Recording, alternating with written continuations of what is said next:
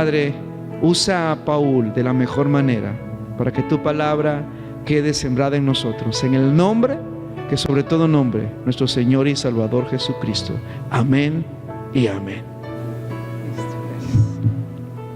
Mis queridos hermanos, muy buenas noches, que Dios me los bendiga. Es un placer y un privilegio para mí poder compartir este tiempo con ustedes. Quiero también aprovechar para enviar un saludo a todas aquellas personas y darles la bienvenida nuevamente a todas aquellas personas que nos siguen por nuestras redes sociales, en nuestra página de Facebook y nuestro canal de YouTube como Iglesia Bíblica Bautista Rey de Vida. Bien, esta noche vamos a seguir con el estudio del libro de los Hechos, capítulo 17. Los primeros versículos trata acerca del viaje misionero de Pablo a Tesalónica. Sí, vemos cómo el apóstol Pablo comienza a predicar el evangelio a los habitantes de Tesalónica, a los judíos, en la sinagoga. Y como en toda predicación, existieron personas que creyeron, judíos que creyeron y otros que pues lamentablemente no creyeron, ¿sí? Y estas personas que no aceptaron el evangelio de Jesús comenzaron a hacer una especie de alboroto, ¿sí? Comenzaron a tomar personas malas, personas ociosas, para poder perseguir a Pablo y a Silas, que estaban encargados de predicar el evangelio de nuestro Señor Jesucristo. Luego de esto, terminan viajando hasta la ciudad de Berea, ¿sí? Hasta la ciudad de Berea. Vamos por favor a Hechos capítulo 17, versículos del 10 al 11. Hechos capítulo 17, versículos del 10 al 11. Dice: inmediatamente los hermanos enviaron de noche a Pablo y a Silas hasta Berea, y ellos, habiendo llegado, entraron en la sinagoga de los judíos. Y estos eran más nobles que los que estaban en Tesalónica, pues recibieron la palabra con toda solicitud, escudriñando cada día las Escrituras para ver si estas cosas eran así. Bien, podemos ver que Pablo y Silas comenzaron a predicar el evangelio en Berea, y posteriormente se les va a sumar también Timoteo, ¿sí? Pero en esta predicación vemos que los habitantes de Berea, los judíos de Berea, tienen otra actitud, ¿sí? Tienen otra actitud. Reciben con gozo las palabras del apóstol Pablo, pero también deciden escudriñar, investigar, indagar todo lo que ellos estaban diciendo. Y actualmente, mis queridos hermanos, deberíamos tomar también este ejemplo de los habitantes de Berea, comenzar a revisar lo que se nos está enseñando, ¿sí? Por ejemplo, en este momento tenemos un predicador nuevo que es mi persona, y sería importante que comencemos a revisar, ¿verdad?, si en verdad lo que este hermano está hablando lo que la Biblia enseña, ¿sí? Es importante que revisemos también que cada predicador siempre tiene una nueva enseñanza, pero debe tener su base y su fundamento en la palabra de Dios. Amén. Bien, seguimos. Hechos capítulo 17, versículo 12. Así que creyeron muchos de ellos, y mujeres griegas de distinción, y no pocos hombres. Versículo 13. Cuando los judíos de Tesalónica supieron que también en Berea era anunciada la palabra de Dios por Pablo, fueron allá y también alborotaron a las multitudes. Versículo 14. Pero inmediatamente los hermanos enviaron a Pablo que fuese hacia el mar, y Silas y Timoteo se quedaron allí. Bien, vemos que estos habitantes de Tesalónica, no sé cómo se enteraron, la verdad, pero la cuestión es que supieron que Pablo y Silas y Timoteo se encontraban predicando el evangelio de Cristo, y de forma muy arrogante, ¿sí?, comenzaron a tratar de llegar hasta Berea para poder hacer otra vez lo mismo que hicieron en Tesalónica, ¿sí? Tratar de perseguir a estos predicadores, al apóstol Pablo, a Silas y a Timoteo.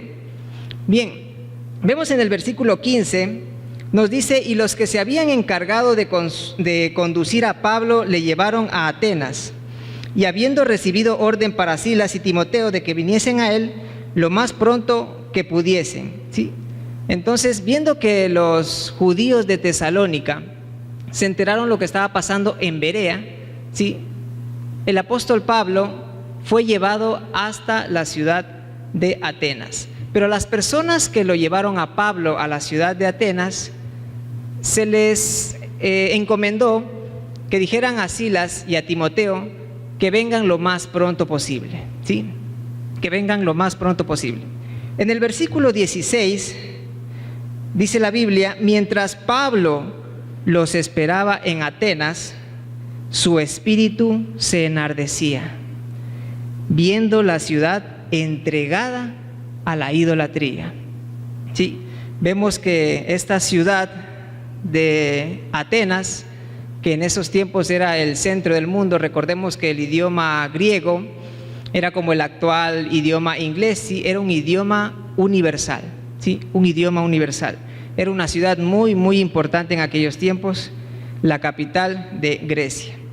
Bien, dice: así que discutía en la sinagoga, versículo 17, así que discutía en la sinagoga con los judíos y piadosos, y en la plaza cada día con los que concurrían. Y algunos filósofos de los epicúreos y de los estoicos disputaban con él, y unos decían: ¿qué querrá decir este palabrero?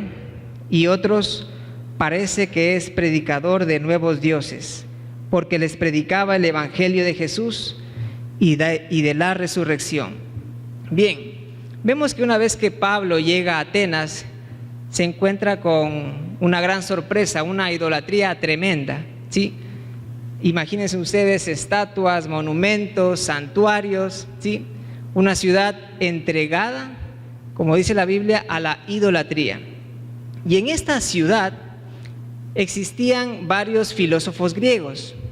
Entre ellos tenemos los epicúreos y los estoicos. Los epicúreos eran seguidores de Epicuro de Samos, del siglo III antes de Cristo. Sí. Ellos practicaban lo que se conoce como el hedonismo, ¿sí? ¿A qué se refiere el hedonismo? Trata acerca de que se buscaba el placer para evitar el dolor.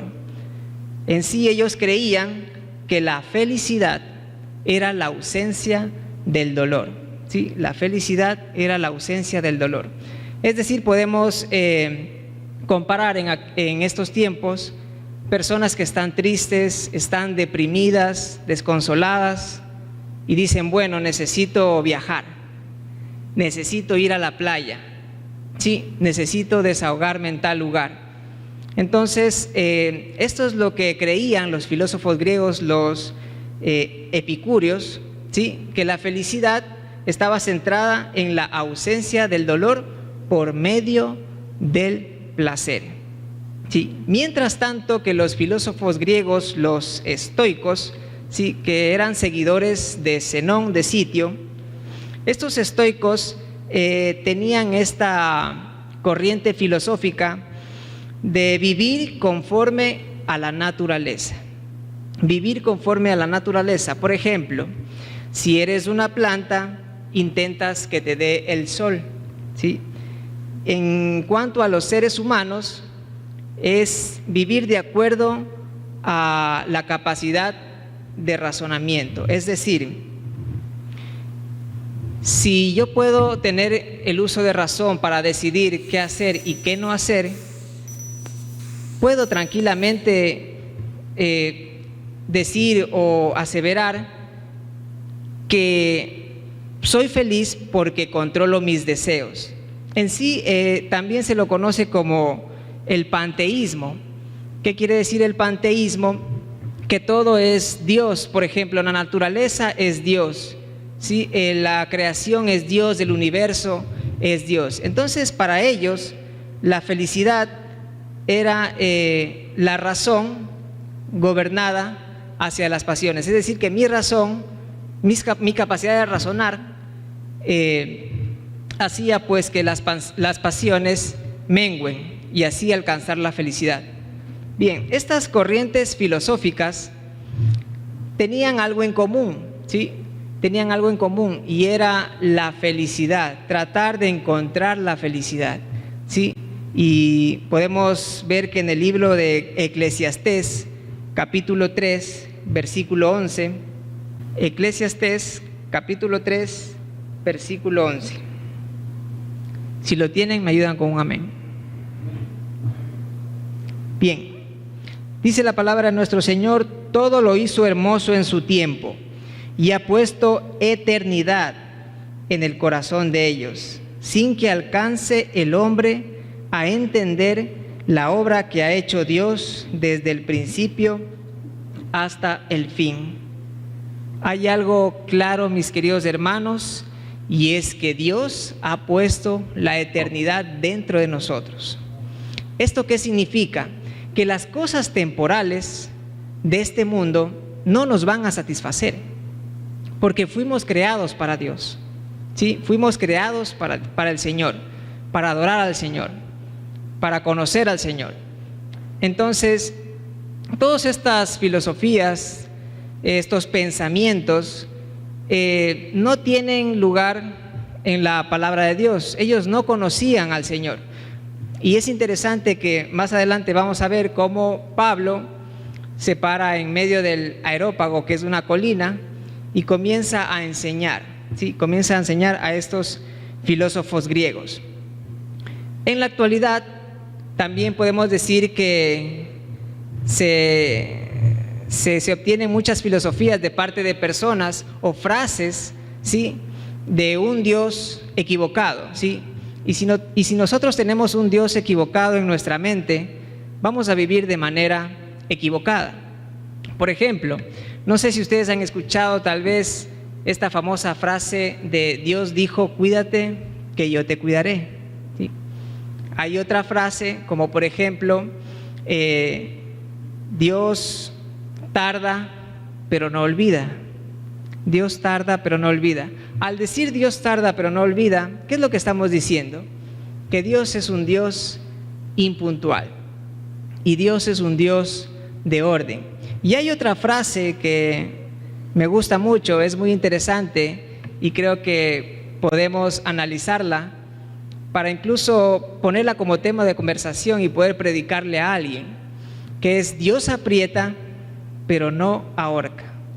Dios aprieta pero no ahorca. Ahora yo pregunto, ¿dónde tengo que hacer presión para apretar a alguien hasta casi ahorcarlo? En el cuello, ¿verdad? Entonces, si la gente dice que todos somos hijos de Dios, y los cristianos sabemos que solamente los hijos de Dios son aquellos que han puesto su fe en Jesucristo, ¿qué padre, cerrando y haciendo a un lado la Biblia, qué padre sería capaz de apretar el cuello de su hijo hasta tal punto de casi ahorcarlo? ¿Alguien ha visto algún padre en estas circunstancias con su hijo? Yo creo que no. El único que he visto que le aprieta el cuello a su hijo es Homero Simpson, cuando le dice: pequeño demonio, ¿sí? Entonces vemos que este pensamiento es equivocado. Y bueno, aquí estamos reunidos estudiando la palabra de Dios, nos reímos, pero ¿qué es lo que pasa con la iglesia? ¿Qué es lo que pasa con un cristiano cuando se deprime? Cuando está, qué sé yo, desmotivado o está triste. Comenzamos a alejarnos de Dios y comenzamos a tomar consejos de personas que no son cristianas, ¿sí? Comenzamos a tomar este tipo de consejos. ¿Y qué es lo que sucede? Le vamos a poner de nombre Juan, ¿sí? No Juan Rendón, ¿no está por aquí? No. Bien, Juanito, resulta que en su trabajo su jefe es una persona muy influyente y está con problemas económicos. Viene el jefe y le dice: mira, Juan, ¿por qué no te sacas un crédito?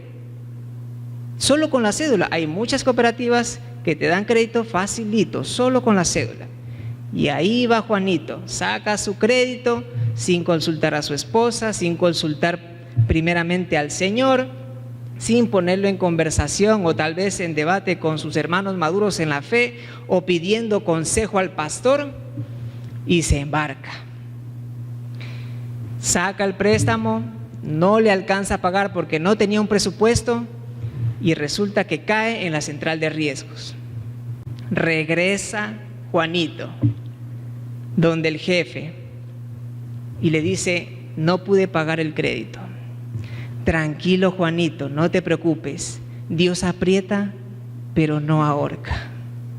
Qué increíble, mis queridos hermanos, que siendo hijos de Dios nos olvidemos del consejo de Dios, nos olvidemos que la familia espiritual es para eso, para darnos apoyo, ya sea emocional, si hay las posibilidades económicos, ¿por qué no?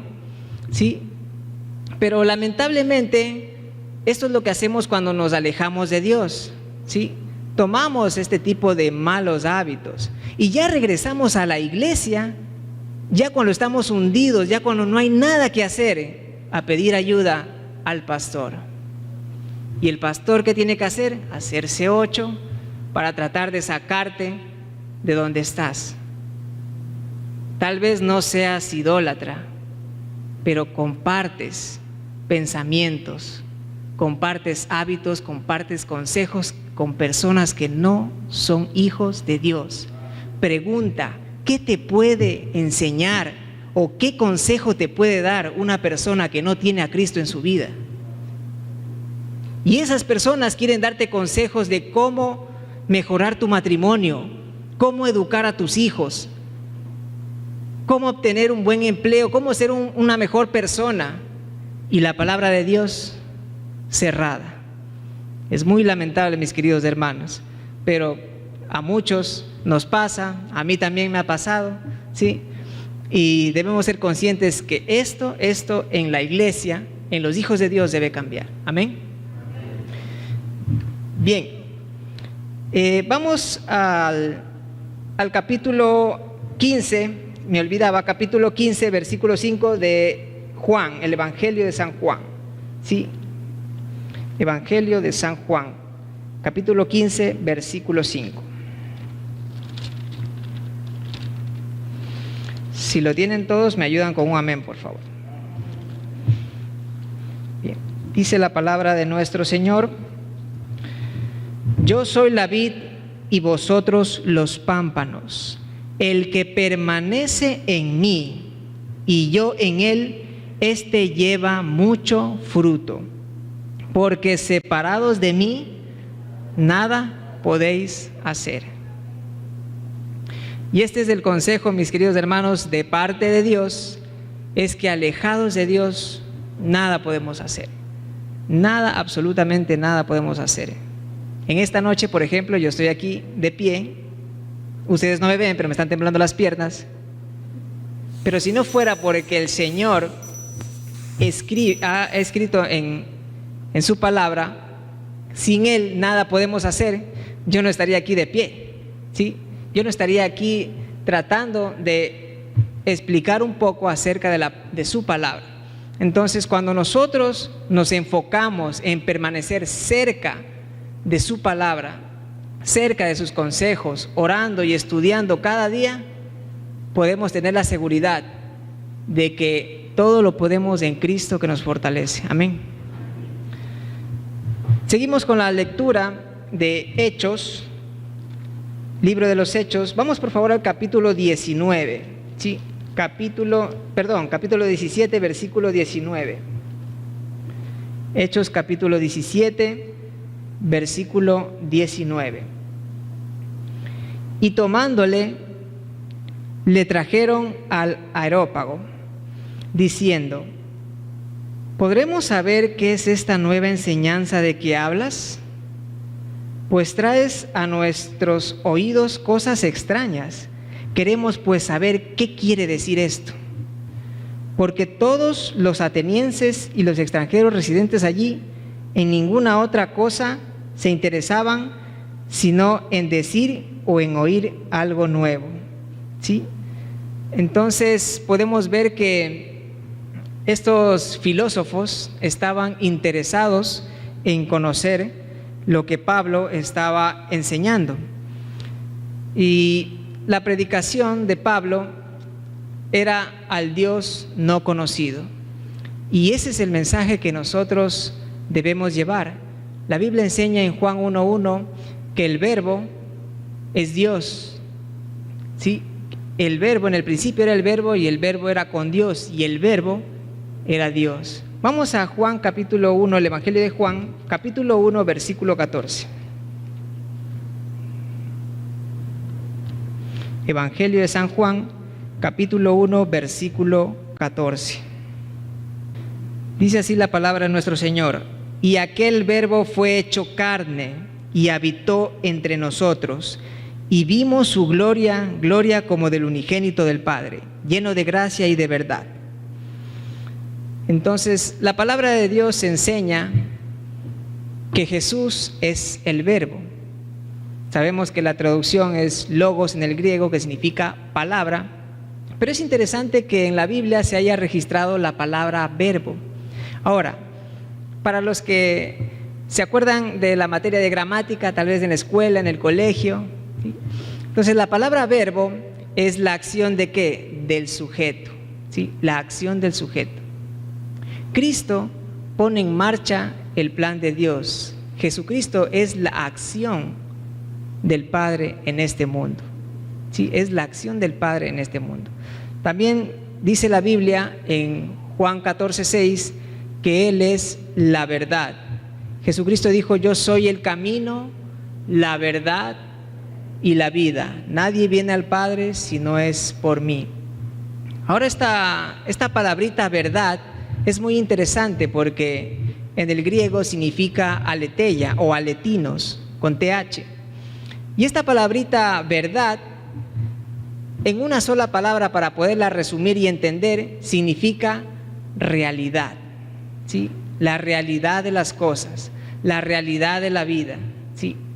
La realidad de en verdad quién es Dios y lo que su Hijo Jesucristo vino a hacer por nosotros, morir en una cruz para darnos vida eterna. Vamos a Hechos, seguimos con la lectura de Hechos capítulo 17. Hechos capítulo 17, nos quedamos en el versículo 22. Sí, versículo 22. Hechos capítulo 17, versículo 22. Dice, versículo 21, porque todos los atenienses y los extranjeros residentes allí en ninguna otra cosa se interesaban, sino en decir o en oír algo nuevo. Entonces Pablo, puesto en pie en medio del areópago, dijo: varones atenienses, en todo observo que sois muy religiosos, porque pasando y mirando vuestros santuarios, hallé también un altar en el cual estaba esta inscripción: al Dios no conocido, al que vosotros adoráis sin conocerle, es a quien yo os anuncio. Al Dios no conocido. ¿Será importante conocer al Señor? Vamos al libro de Oseas, capítulo 6, versículo 6. Oseas, capítulo 6, versículo 6. Dice así la palabra de nuestro Señor: porque misericordia quiero y no sacrificio, conocimiento de Dios más que holocaustos. Dios no quiere sacrificios, porque con un solo sacrificio nos hizo perfectos y para siempre. Qué importante que es conocer al Señor. Dice la Biblia: mi pueblo pereció por falta de amor, por falta de misericordia, por falta de justicia, por falta de conocimiento. ¿Sí? El conocimiento de Dios te ayuda a entender más a Dios, a entender las cosas de Dios. a dejar a un lado las cosas temporales y enfocarte en lo eterno, ¿sí? Porque esa es la vida eterna. Vamos a el Evangelio de Juan, capítulo 17, versículo 3. Evangelio de San Juan, capítulo 17, versículo 3. Dice la palabra de nuestro Señor: y esta es la vida eterna, que te conozcan a ti, el único Dios verdadero, y a Jesucristo, a quien has enviado. Vida eterna. ¿Cuántos de nosotros no anhelamos una vida eterna con el Señor? Nosotros decidimos dónde pasar esa vida eterna, en el cielo o en el infierno. Pero para ello debemos estudiar mucho la palabra de nuestro Señor. Y yo ponía este ejemplo, lo hice también en Puerto Viejo. Un vaso con agua, nosotros lo llenamos, ¿sí? ¿Y qué pasa si lo volvemos a llenar? ¿Qué pasa con el agua? Se comienza a regar. ¿Y qué pasa si pongo un vaso en la parte inferior y sigo llenando el vaso de arriba de agua? Se va a comenzar a llenar el vaso que se encuentra en la parte inferior. ¿A qué quiero llegar con esto? Lo que dice Colosenses capítulo 3, versículo 16, que la palabra de nuestro Señor Jesucristo more en abundancia en nosotros.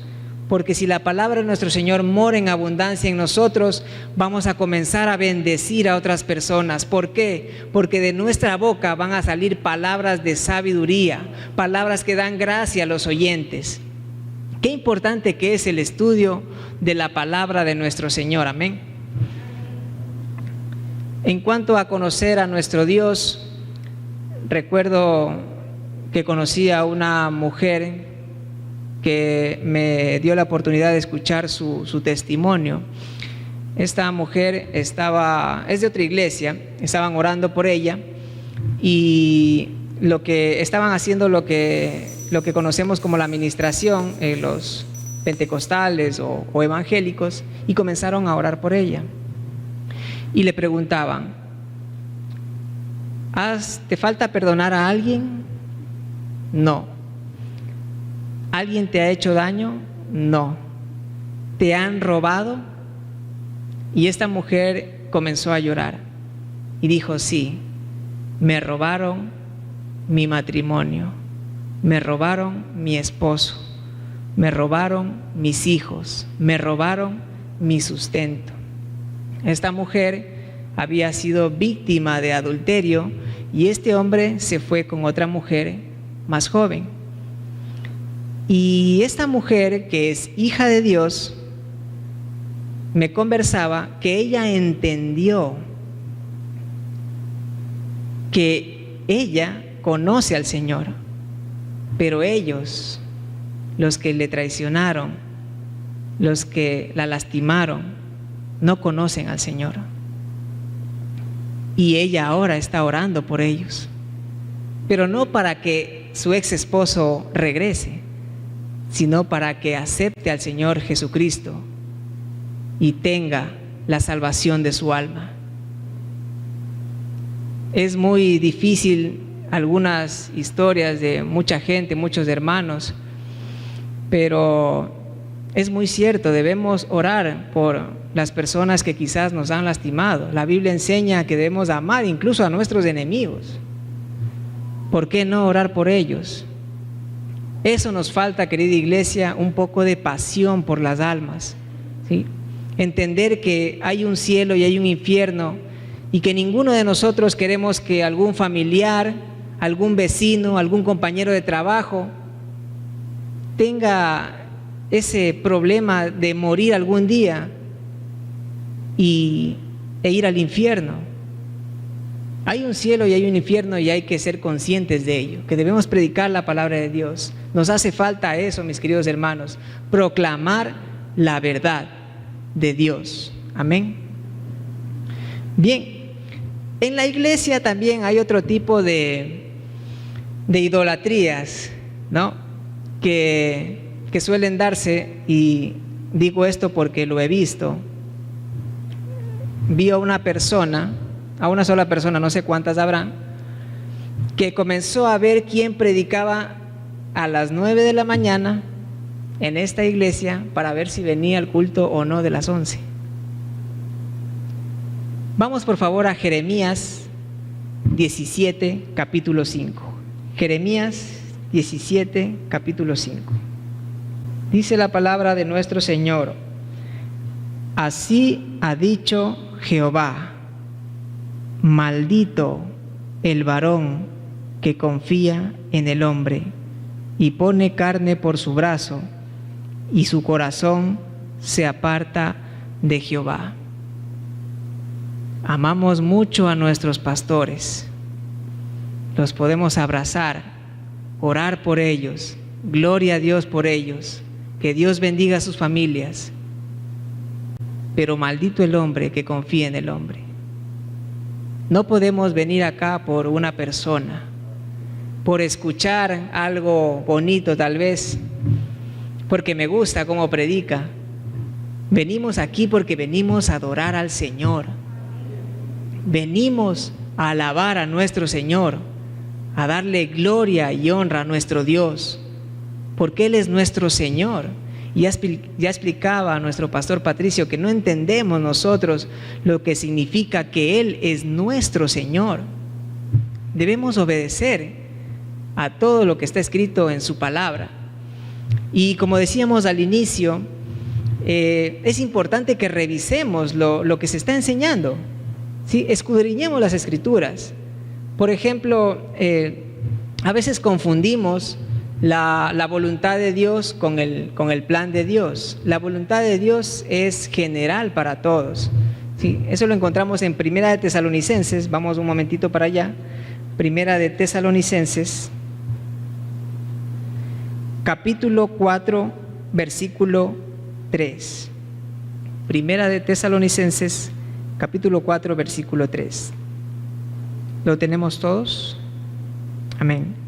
Dice la palabra de nuestro Señor: pues la voluntad de Dios es vuestra santificación, que os apartéis de fornicación. Esa es la voluntad de nuestro Dios, que vivamos una vida en santidad. Y me gusta mucho el discipulado 1, me parece que es donde se encuentran las nuevas cualidades del fruto, no los frutos, sino del fruto del Espíritu: amor, gozo, paz, paciencia, benignidad, bondad, fe, mansedumbre, templanza, que es dominio propio. Y sería bueno que cada semana o el tiempo que podamos nos califiquemos. ¿Cuánto tengo de amor? ¿Cuánto tengo de paz? ¿Sí? Del 1 al 10 podríamos calificarnos y así poder crecer en la gracia de nuestro Señor. Amén. Bien, hay varios consejos, como por ejemplo establecer a Dios como prioridad. ¿Sí? Esto es importante, establecer a Dios como prioridad cuando a veces nos despertamos, nos levantamos, y esto es un poco complicado porque a veces venimos de hábitos, levantarnos a madrugar al Facebook, ¿sí? A ver películas o quizás incluso hacer ejercicio. Pablo dijo que el ejercicio para poco era provechoso. Esto no quiere decir que no salgamos a trotar ni ir al gimnasio, sino que pongamos a Dios como prioridad. No sé si ustedes han visto personas en el gimnasio y comienzan a tomarse una foto y Filipenses 4:13, todo lo puedo en Cristo que me fortalece, y comienzan a levantar pesas. Pero no se refiere a eso, ¿sí? Se refiere a que nosotros debemos tener como prioridad a nuestro Señor, ¿sí?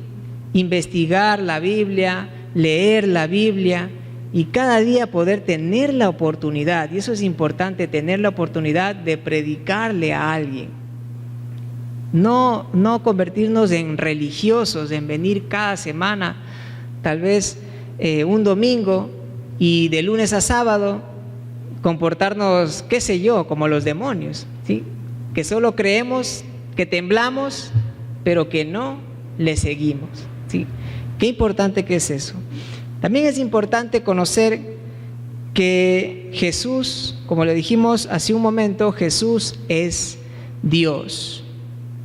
Y la Biblia dice en 1 de Juan, capítulo 4, versículo 8, que Dios es amor, ¿sí? Que Dios es amor. Que no se nos olvide, mis queridos hermanos, que nosotros adoramos a un Dios de amor. Y como dijo el pastor Marquito, el amor es el resumen de toda su palabra, ¿sí? Porque dice la Biblia en Juan 3:16 que de tal manera, es decir, es un amor que nosotros no comprendemos y no lo vamos a comprender, porque de tal manera amó Dios al mundo que ha enviado a su Hijo unigénito para que todo aquel que en Él crea no se pierda, mas tenga vida eterna.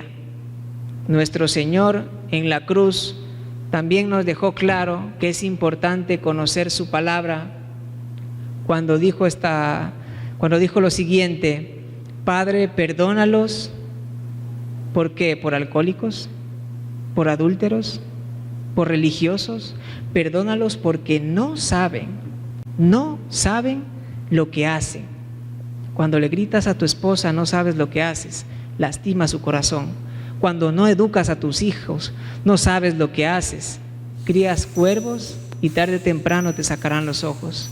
Cuando no estudias la palabra de Dios, no sabes lo que haces, tarde o temprano caerás en pecado y sufrirás las consecuencias. Debemos tener en claro que debemos estudiar siempre la palabra de nuestro Señor. Amén. Oremos, mis queridos hermanos. Amado Padre Celestial, Dios Todopoderoso, grande es tu misericordia, mi Dios. Padre eterno, te damos gracias por la salud, por la vida, por tu amor, mi Dios. Padre, te ruego, perdona nuestros pecados. Límpianos, mi Dios, de toda maldad. Perdona, mi Dios, porque somos infieles y te damos gracias a ti porque tú siempre permaneces fiel y para siempre.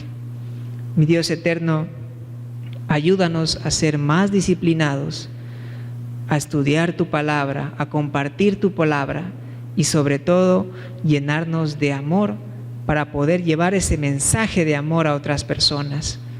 Gracias, Padre, por este tiempo.